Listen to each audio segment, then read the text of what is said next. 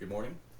You're listening to carsexplained.com. We're continuing our discussion about the pit bull breed and a lot of the misconceptions. With us this morning is Meghan Turner, one of the co-founders of Love-A-Bull, and just wanted to ask some basic questions to her about what Love-A-Bull is about and what she's gone through as one of the main people fostering a lot of these dogs and helping them find homes after they've been abused or neglected.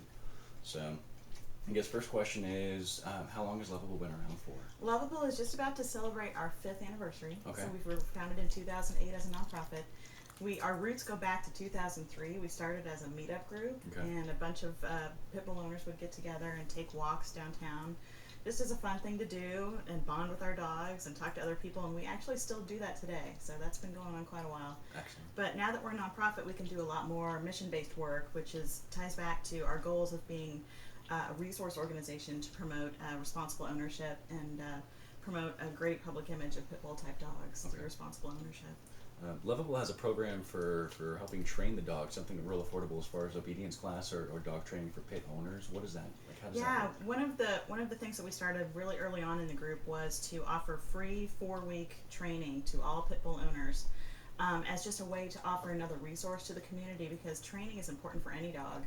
And pit bull owners need to access that kind of training too. It just increases the strength of the bond with your dog. Okay. And when you're out in public, you can be good role models of Be a dog better guardianship. example. Yeah, so it's great. We offer it. I think hundreds have gone through our training program, so it's really strong. We've got a basic class, an advanced class, and even a pit bull therapy dog class. Okay. And then tell us a little bit about May here.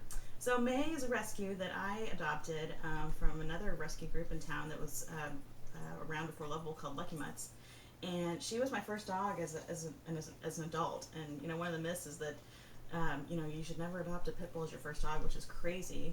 They're just dogs. She's no different than any other dog. I just kind of fell in love with her, and then realized that I could be a real vocal advocate to work on behalf of dogs like her that really needed a shot to become known as great family dogs, which they are. She's about 11 years old now, so she's getting to be a little old lady dog, but she's great. A lot of these dogs, 99%, live, as, beloved family members in homes, and I think that's the image that we really want to get out there. How difficult was training as far as getting her after she was rescued and whatnot? Each dog is different. Each dog has a different personality, but pit bulls are sort of generally known to be, really responsive, because they're owner pleasers. They love they love to be around people. And so training with her was fairly easy, and she had a few obstacles to get over. She's a little bit shy, just because she probably in her formative years had a few sort of negative experiences, which it's not necessarily. Just let it keep rolling. So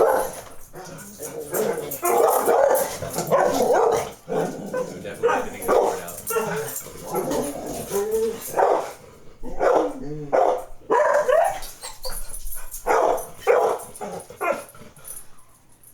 And now dog outside is upset.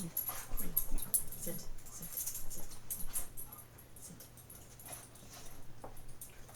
Hi Zeta. You're gonna be in the shot too, apparently. Sit, please. Better to have Sit, you down please. here. Sit.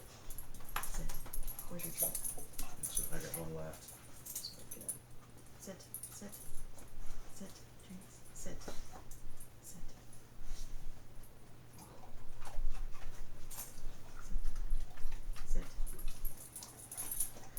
Here we go. So where were we? So May actually achieved her Canine Good Citizen status a couple years ago, which was my goal for her, and really it's the goal for every pit bull owner that we have, just as a way to prove that pit bulls are just great dogs. So it's great.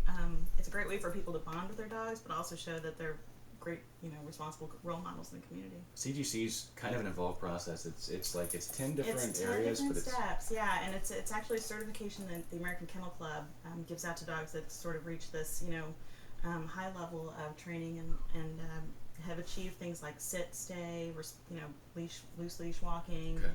coming when called, sitting for petting and grooming and meeting other dogs calmly. So it's a great goal for anybody to have, really.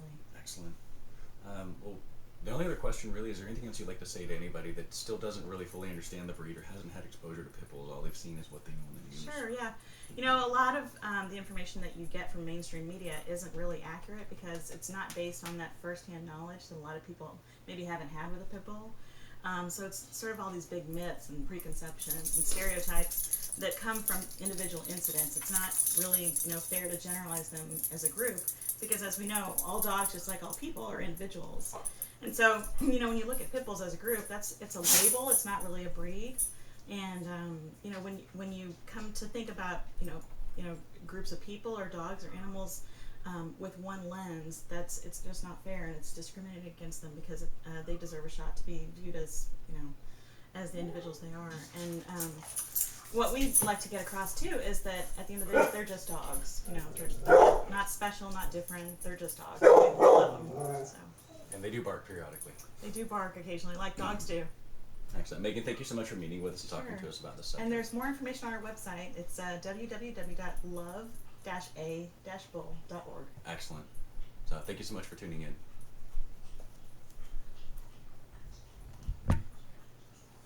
The stop button on the left.